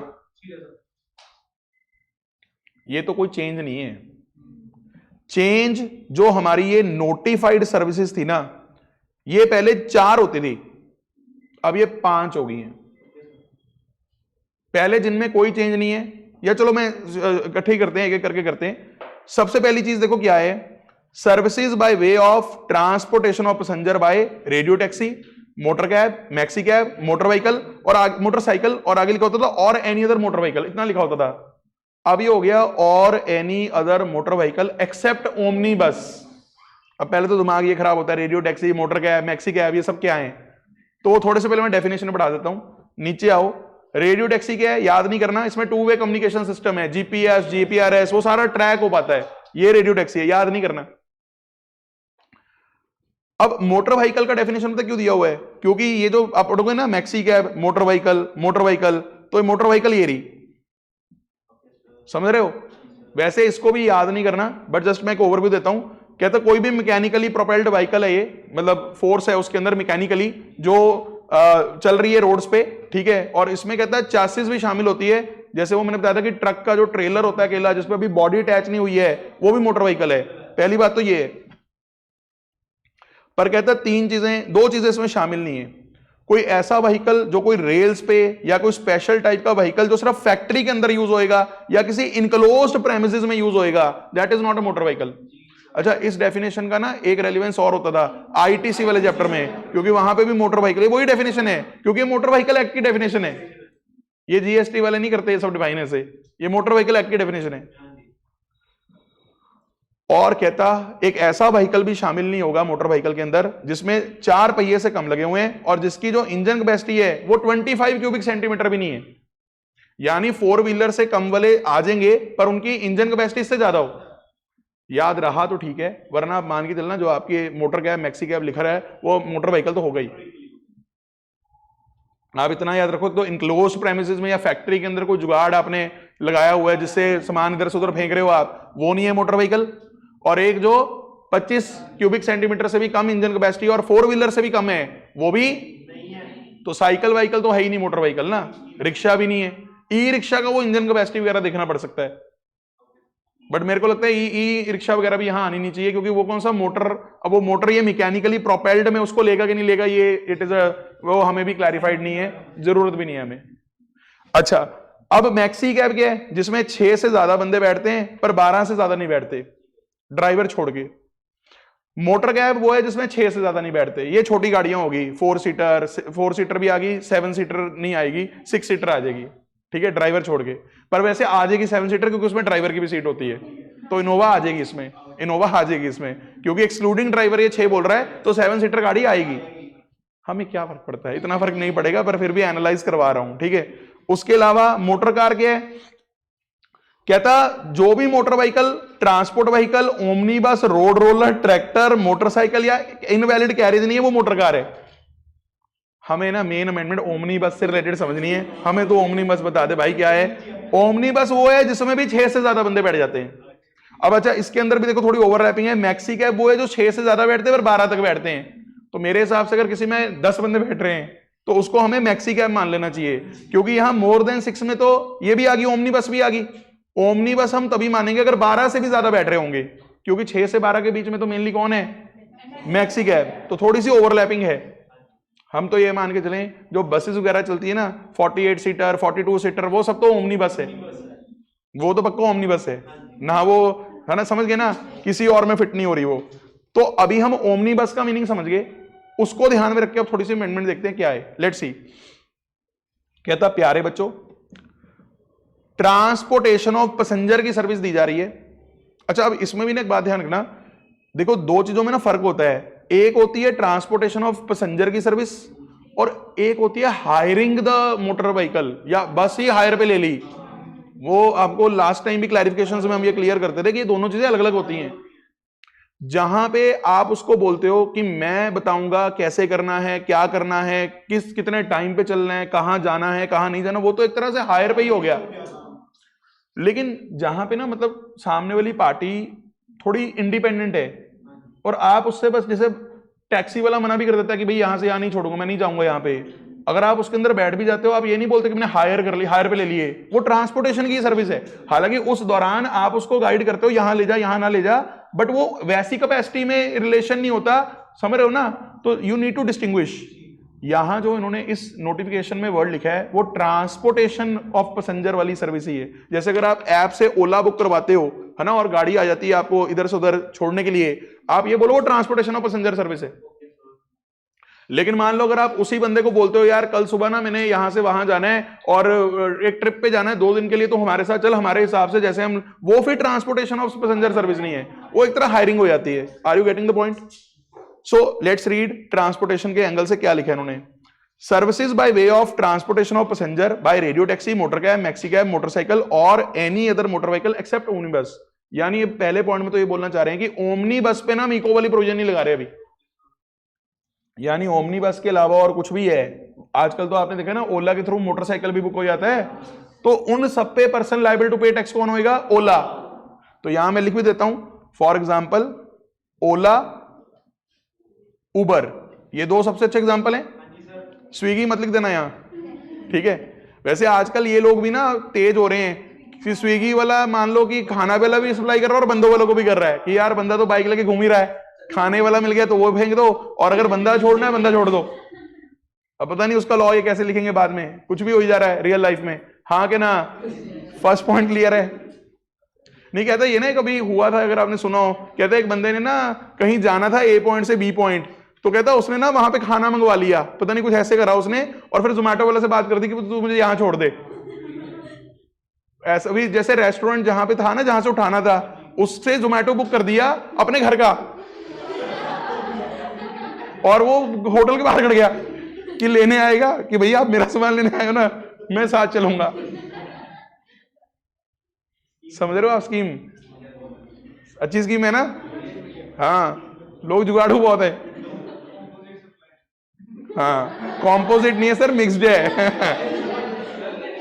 कॉम्पोजिट सप्लाई कैसे होगी ये? चलो वापस आते हैं।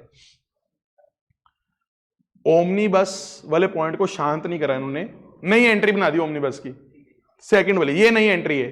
अब इसमें इन्होंने बस पता है मेन चीज क्या लिखने की कोशिश करी है कि अगर ओमनी बस वाले जो है ना, जो ये सर्विस जो हो रही है, पर्सन सप्लाइंग सच सर्विस जो होगा ना, यानी जिसकी बसेस वगैरह होंगी, अगर वो खुद एक कंपनी हुई तो भैया कंपनी तो खुद ही कंप्लायंस कर लेगी।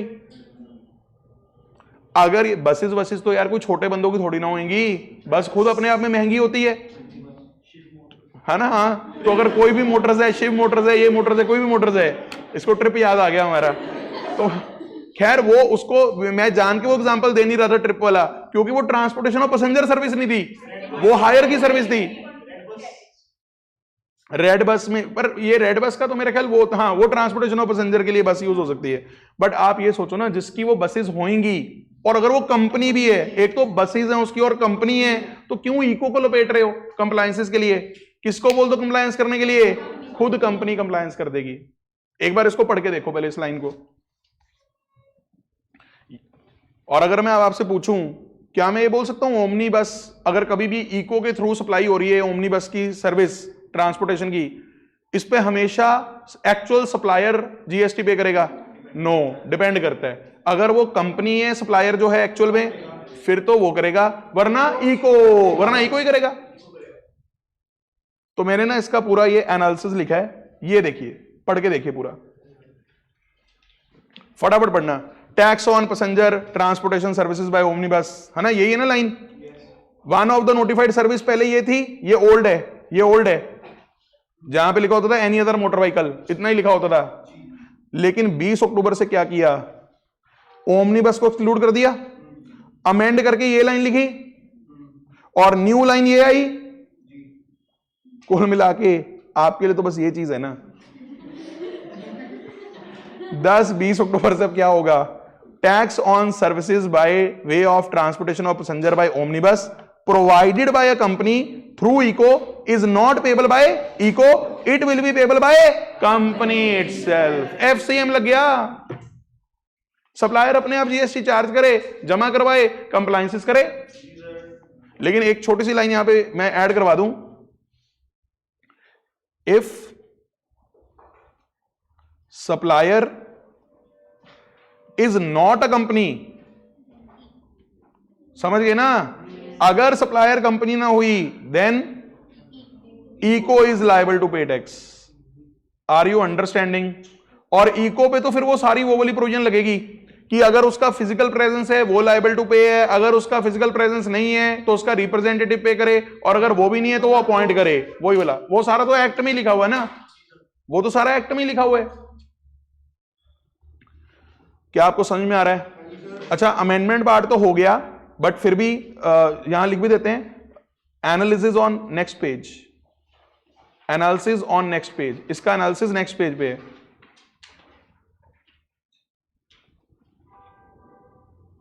बाकी की जो 3 एंट्रीज है ना, वो पुरानी ही है तीनों। एक बार फटाफट से ओवरव्यू दे रहा हूं। एक तो ये वाली होती थी, ये क्या होता था, ये गो आई बीबो इसका एग्जांपल है, या इसका एग्जांपल हो सकता है ओयो, बिल्कुल ठीक, ओयो या ट्रिवागो, वो सब। पर इसमें ना खास पॉइंट ये होता था कि जो ये होटल वगैरह किराए पे चढ़ाए जा रहे, होटल वगैरह दिए जा रहे हैं ना रूम वगैरह के लिए, अगर ये खुद होटल बड़े बड़े हैं, बड़े बड़े मतलब वो खुद लायबल टू बी रजिस्टर्ड है अंडर सेक्शन 22, वही टर्नओवर बेस्ड, अगर टर्नओवर उनकी अच्छी खासी है तो खुद कंप्लायंस कर लेंगे, फिर क्यों इको को आप तंग कर रहे हो। लेकिन अगर एक इको के पास अलग अलग तरह के होटल हैं, छोटे वाले होटल्स के लिए eco liable to pay tax है, बड़े वालों के लिए वो खुद है। ये थर्ड, ये वाली एंट्री है, नंबर इसका थर्ड हो गया, पर वैसे वो नोटिफिकेशन के वाइज 2 ही चल रहा है क्योंकि नया ये 1 ऐड करा है। अगली एंट्री, इसमें अर्बन क्लैब सबसे अच्छा एग्जांपल था, जहां पे आप प्लम्बिंग, कारपेंटरिंग, हाउसकीपिंग, कोई भी इस तरह की आपको सर्विस चाहिए तो बंदे इनके एप्लीकेशन पे अपने आप को इनरोल करवा लेते हैं, फिर आप बंदा बुला लेते हो घर पे। और ये भी यहां पे भी वही है कि अगर जो बंदा सप्लाई कर रहा है सर्विस, अगर वो खुद बड़ा है अपने आप करेगा, यहां भी एक्सेप्ट वाला पॉइंट है दोनों में। और एक ये वाला पॉइंट भी इंपॉर्टेंट है, ये तो आ गया जोमैटो, आपका जोमैटो स्विगी इसमें आ गया, जोमैटो स्विगी इसमें आ गया, यानी रेस्टोरेंट सर्विस अगर दी जा रही है, पर कौन से वाले रेस्टोरेंट छोड़ दिए, जो स्पेसिफाइड प्रेमिसेस में लोकेटेड है। और स्पेसिफाइड प्रेमिसेस का यहां डेफिनेशन क्या होता है वो सुन लो, कोई भी होटल, अकोमोडेशन, कुछ भी हो, उसके अंदर अगर रेस्टोरेंट है जहां किसी भी एक यूनिट का अगर टैरिफ 7500 रुपीज पर डे या उससे ज्यादा है, तो वो वाले जो होटल होंगे उनके रेस्टोरेंट अपने आप कंप्लायंस करें। देखो ये आ गई स्पेसिफाइड प्लेस का मीनिंग। ये ओल्ड कोर्स में इतना डिटेल में डिस्कस नहीं किया हुआ था, बिकॉज ओल्ड कोर्स में ये सेक्शन डिटेल में नहीं था, सिर्फ नाम नाम लिखवाए हुए थे। तो आप पढ़ के देखो, ये इंपॉर्टेंट पॉइंट है। Specified premises means any premise जो होटल अकोमोडेशन सर्विस देता है।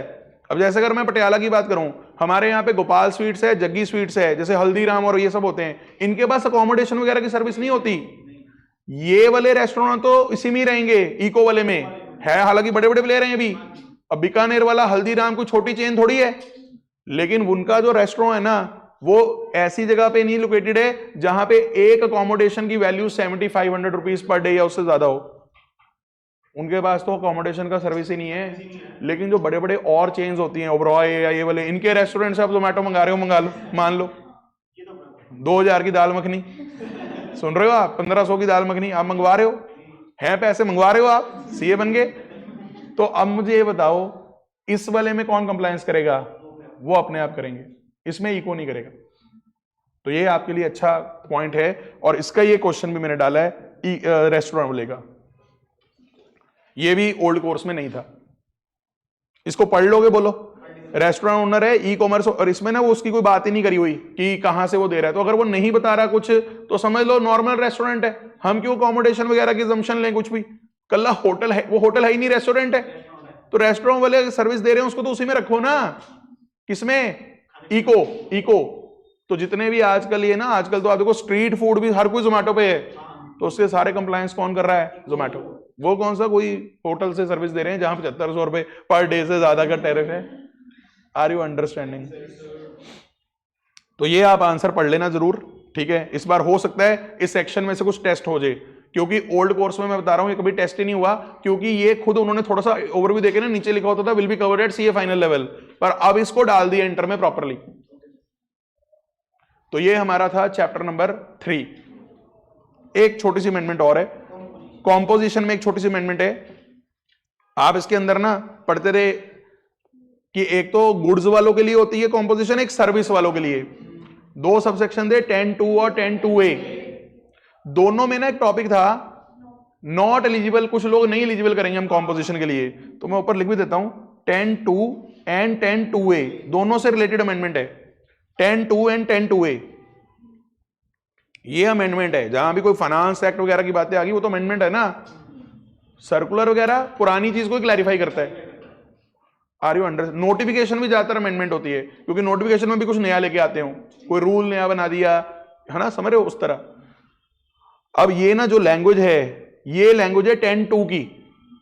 तो इसमें बस मैं वो दिखाता हूं जो आपको ध्यान देना है, डी पॉइंट, कि आप एलिजिबल नहीं होगे अगर आप गुड्स या सर्विस सप्लाई करते हो ई कॉमर्स ऑपरेटर के थ्रू, जो टीसीएस कलेक्ट करने के लिए लायबल है।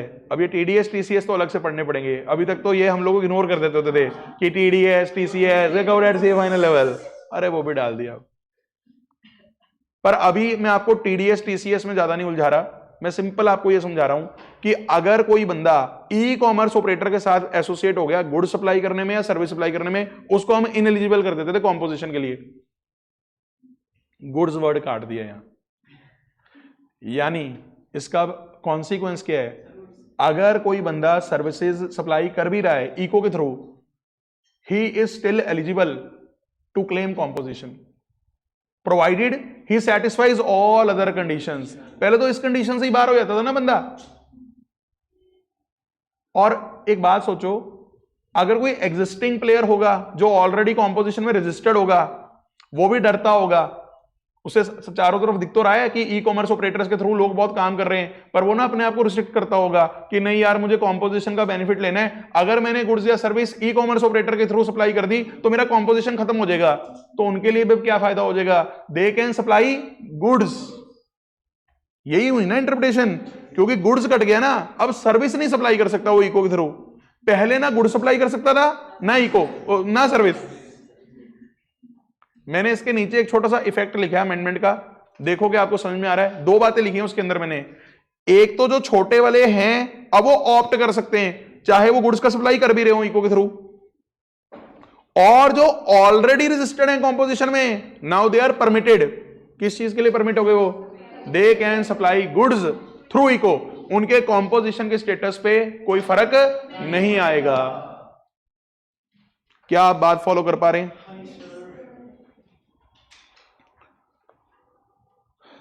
अगला चैप्टर है जी हमारा एग्जम्पशंस फ्रॉम जीएसटी। सुना हुआ है, काफी लंबा चैप्टर था ये, थोड़ा तंग भी करता है क्योंकि अमेंडमेंट इतनी सारी एग्जम्पशंस हैं, बट अच्छी बात ये है अमेंडमेंट्स कोई बहुत ज्यादा नहीं है, ठीक है, वरना इस चैप्टर में कई बार अमेंडमेंट्स भी ज्यादा आ जाती हैं तो बच्चा बड़ा दुखी रहता है। खैर, नोटिफिकेशन नंबर थी इसकी 12,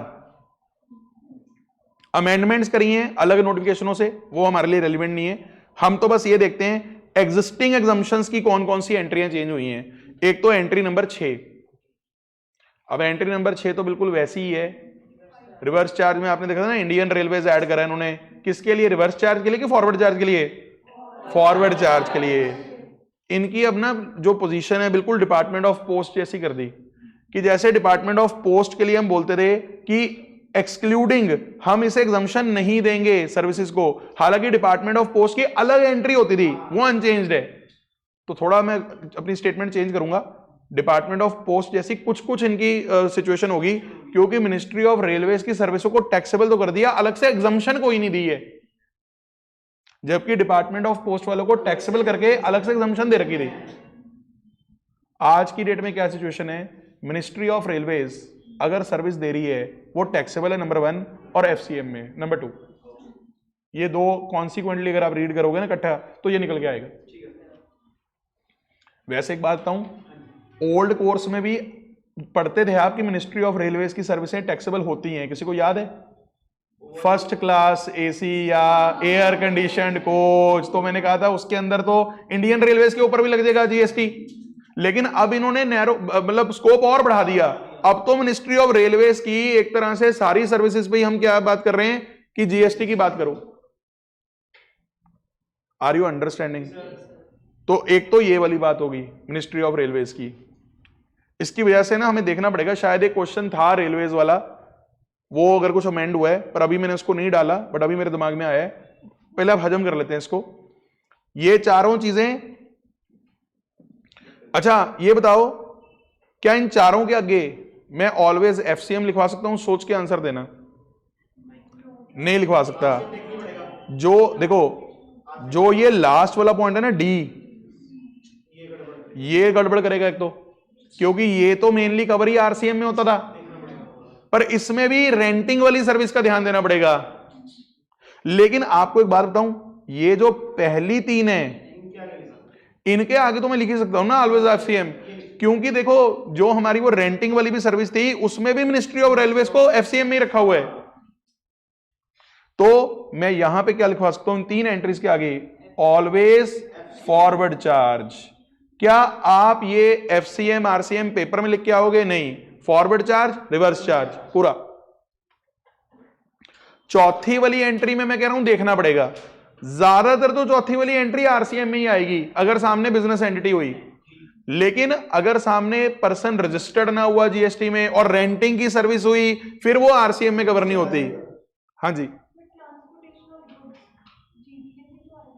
देखो जीटीए सरकार नहीं ना है, जीटीए अलग चीज होगी। हालांकि हाँ ये बात इनकी सही है कि अगर जीटीए हुआ, ट्रांसपोर्टेशन ऑफ गुड्स जो कर रही है ट्रक वगैरह करके, सरकार चला रही है जीटीए की तरह, फिर वो एक्सेप्शन में जा सकती है, क्योंकि जीटीए पे अलग से आरसीएम की भी एंट्री है। ये आपका एनालिसिस अच्छा है, बट जनरली आप ये मान के चलो सरकार की जो सर्विसेज हैं वो गुड्स वगैरह की अपना क्या नाम है, जो ये पैसेंजर की है ट्रेन वगैरह की सर्विस आ जाती है, और अगर उसकी आएगी ना गुड्स की वेसल वगैरह की आती है नॉर्मली। बट हाँ अगर वो ओवरलैपिंग हो रही है कि सरकार भी है और जीटीए भी है, फिर क्लेश पड़ सकता है, क्योंकि फिर जीटीए की एंट्री भी एप्लीकेबल हो सकती है उस पर। Are you understanding? तो ये एंट्री में क्या अमेंडमेंट है समझ में आ गया। वैसे इसके आगे मैं बताऊं सारी अमेंडमेंट ना जो अभी 2-3-4 एंट्रीज में है, बस जहां भी डिपार्टमेंट ऑफ पोस्ट रखा हुआ था ना, सारे में इंडियन रेलवेज भी लिखना है। मैं आपको याद कराता हूं, एक सर्विस हम पढ़ते थे एग्जाम्शन में कि अगर सामने बिजनेस एंटिटी ऐसी है जिसकी प्रीसीडिंग फाइनेंशियल ईयर में वो टर्नओवर ही नहीं क्रॉस कर रही, 20 लाख 40 लाख जो भी उस पर एप्लीकेबल हो रही है, तो उन सर्विसों को भी हम एग्जाम्प्ट कर देंगे, क्योंकि सामने पार्टी छोटी सी है, सरकार सर्विस किसको दे रही है, छोटी पार्टी को। लेकिन इसकी ना एक्सेप्शन होती थी कि इस एंट्री की प्रोविजंस अब इन एंट्रीज पे मत लगाना। यानी डिपार्टमेंट ऑफ पोस्ट के सामने अगर कोई छोटी बिजनेस एंटिटी भी है ना, जीएसटी लगेगा। ट्रांसपोर्टेशन ऑफ गुड्स और पैसेंजर में अगर कोई सामने छोटी पार्टी भी है, जीएसटी लगेगा। अब से क्या बोलोगे, इंडियन रेलवेज के आगे भी अगर कोई बिजनेस एंटिटी छोटी है, जीएसटी लगेगा। ये पॉइंट है। फिर ऐसे एक पॉइंट होता था कि अगर सरकार आपस में सरकार कोई सर्विस दे रही है वो एग्जम्प्ट होती थी, पर इसके अंदर भी एक पॉइंट था कि भैया डिपार्टमेंट ऑफ पोस्ट वाली सर्विस एग्जम्प्ट नहीं करेंगे हम। अब क्या बोलोगे, मिनिस्ट्री ऑफ रेलवेज भी अगर कोई स्टेट गवर्नमेंट को, सेंट्रल गवर्नमेंट को, एलए वैसे एलए लिखा हुआ है, हाँ एलए यूटी सब लिखा हुआ है, इनको अगर किसी को सर्विस दे रही होगी ये, हम एग्जम्पशन लगाएंगे कि नहीं लगाएंगे? नहीं लगाएंगे, टैक्सेबल कर देंगे। बोलो। वैसे तो जब ये इतना कुछ लिख देते हैं ना, कई बार खुद भी उलझ जाते हैं हमने कहां पे क्या लिख दिया, कुछ थोड़ी बहुत प्रॉब्लम आ जाती है, ऐसी कोई बड़ी बात नहीं है इसमें, ठीक है। और यहां पे एक एंट्री होती थी कि अगर सामने मान लो बिजनेस एंटिटी बड़ी है पर सर्विस की वैल्यू ही 5,000 से भी क्रॉस नहीं कर रही, हम उसे भी एग्जम्प्ट कर देंगे। पर ये exemption department of post, aircraft vessel, transportation of goods passenger पे नहीं लगाएंगे, अब से इंडियन रेलवेज पे भी नहीं लगाएंगे। बोलो, आ रहा है समझ? एक हमारी एंट्री होती थी पुरानी 19C है, अभी भी कुछ चीजें उड़ गई इसकी। बताओ, चीजें उड़ना एग्जम्पशन को ब्रॉड करता है कि नैरो करता है? बढ़ा देता है। जितना कम लिखेगा ना उतनी एग्जम्पशन ज्यादा होगी, जनरल रूल ये है, हाँ कि ना? जितना लिखता रहेगा ये एग्जाम्प्ट करूंगा, वो स्पेसिफिक होता रहेगा।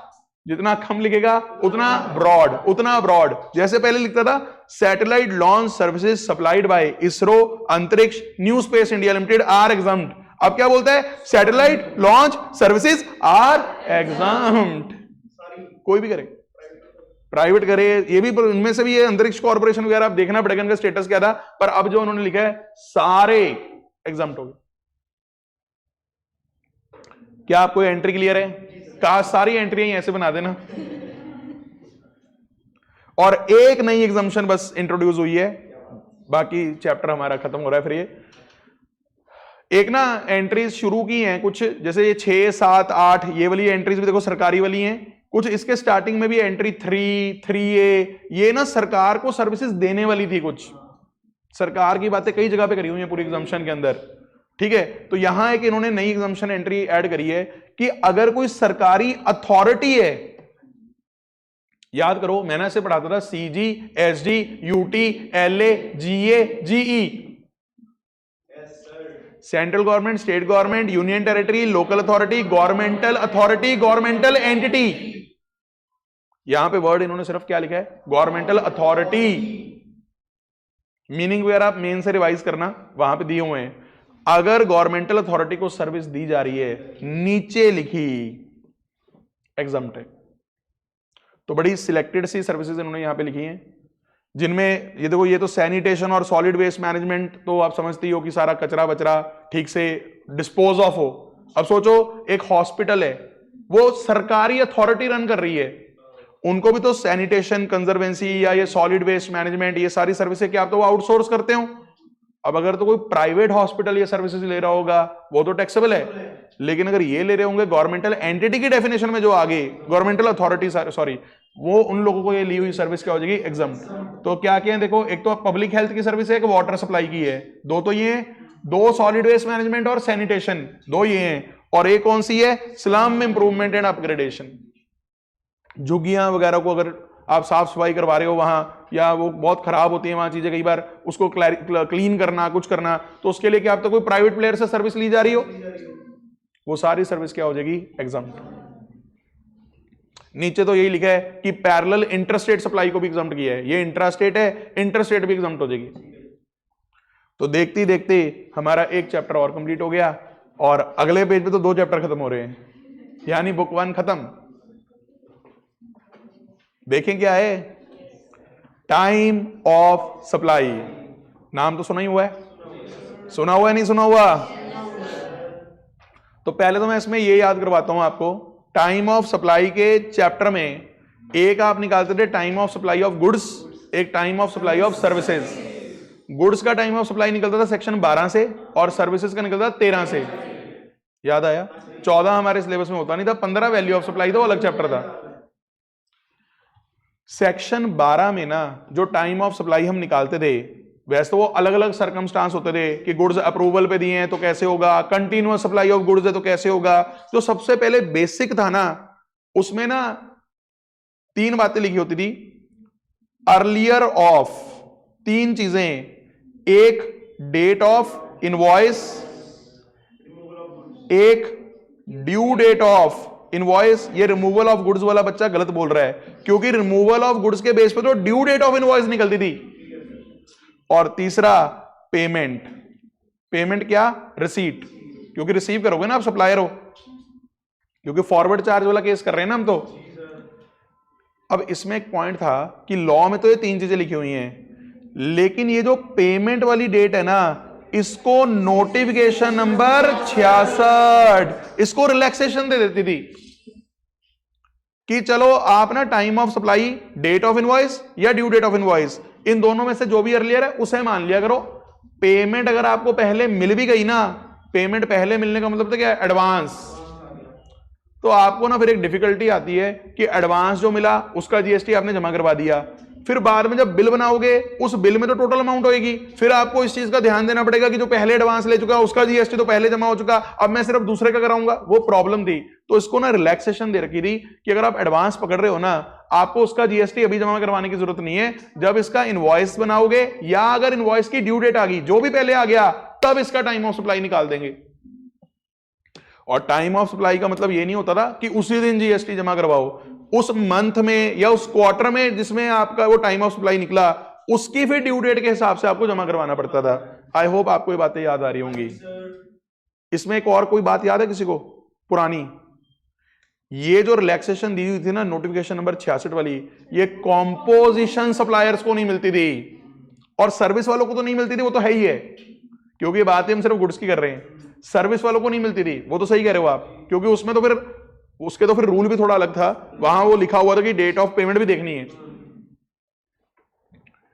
एक चीज क्या बोली मैंने, गुड्स वालों को मिलेगा सप्लायर को, पर कॉम्पोजिशन वाले अगर आप सप्लायर हो उनके लिए इन्होंने सिंपल फंडा रखा है कि आपने तो वैसे भी टर्नओवर बेस्ड टैक्स देना होता है, टर्नओवर के हिसाब से दो आप तो टैक्स। याद आ रहा है? उनको ये रिलैक्सेशन नहीं मिलती थी। अब अमेंडमेंट क्या है, अगर आप supplier of specified actionable claims हो, एलजी बचो, वही है, आपको भी ये रिलैक्सेशन नहीं मिलेगी। यानी आप पे भी रूल क्या लगेगा, जैसी पेमेंट मिल गई आपको, अगर पेमेंट, और वैसे भी सोचो कैसीनो में ये सब थोड़ी होता है कि आप पहले पेमेंट तो फिर उधारी करते हैं, 2 दिन बाद आप इनवॉइस बना के दोगे, अरे वहां तो मौका फैसला ऑन द स्पॉट है। तो आपको जैसी पेमेंट मिल गई, टाइम ऑफ सप्लाई आ गया, आप इन चक्करों में ना पड़ो। डेट ऑफ इनवॉइस, अगर आपको पेमेंट पहले मिल रही है जमा करवाओ जीएसटी। यानी ये वाली रिलैक्सेशन कि पेमेंट को हम नहीं देखेंगे टाइम, वो किसको नहीं मिलेगी, suppliers of specified actionable claims. पढ़ के देखो क्या ये बात आपको समझ में आ रही है। पहले तो थोड़ा बैकग्राउंड देते हैं ना, तो मेन तो देखो आपके लिए यही है, पर पढ़ लो, चलो पूरा पढ़ लो।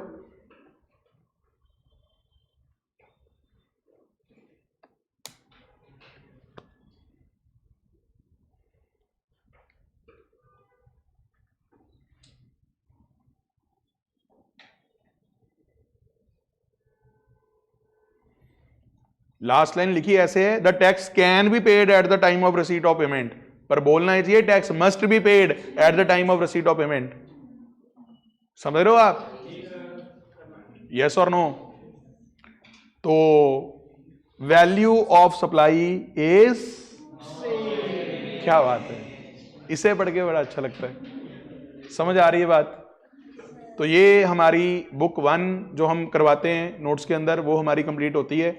मतलब मोर और लेस आपने पुराने वाला ही मटेरियल ज्यादा पढ़ना है, इसको बस एक एज एन एडिशनल एडेंडम आप रखिए, क्योंकि इसमें मैंने एक बात मैं बता दूं, स्टैच्यूटरी अपडेट जो आईसीआई का आता है वो मैंने बीच में ही इनकॉर्पोरेट कर दिया। जैसे मैं आपको बताऊं, जो भी मैंने सिनेमा हॉल वाला पॉइंट आपको आज करवाया वो उसमें था, क्या नाम है, स्टैच्यूटरी अपडेट। क्योंकि सारी चीजें स्टैच्यूटरी अपडेट में भी नहीं होती कई बार, क्योंकि उसमें कई बार ना फाइनेंस एक्ट की कुछ, क्योंकि वैसे तो कवर की हुई है, क्योंकि ना जो उनकी बुक में, चलो मैं आपको थोड़ा बताता हूँ, जैसे बुक आती है जो उनकी स्टडी मटेरियल जो आता है, कुछ स्टडी मटेरियल नया आने के बाद भी अपडेशंस हुई हैं, वो फिर स्टैच्यूटरी अपडेट में डाली हुई है इन्होंने। वरना ये कई बार ऐसे भी करते हैं कि ये वाली अमेंडमेंट्स वहां आई हुई है स्टडी में, वहां से पढ़ लो, बाकी उसके आगे की स्टैच्यूटरी अपडेट में, तो वो सारा ही हमने कवर कर दिया। तो आपको कुछ और ज्यादा पढ़ने की जरूरत नहीं है, इसी को अच्छे से करके जाना है, बस पुरानी बुक प्लस ये अमेंडमेंट्स। और पुराने में से मुझे लगता नहीं कुछ काटने वाला अभी तक हमारा निकला है, यानी पढ़ना सारा वही है, बस सिर्फ वो अंतरिक्ष और न्यू स्पेस उतना कट हुआ है बस। समझ रहे हो? ठीक है जी, अच्छे से तैयारी करिए।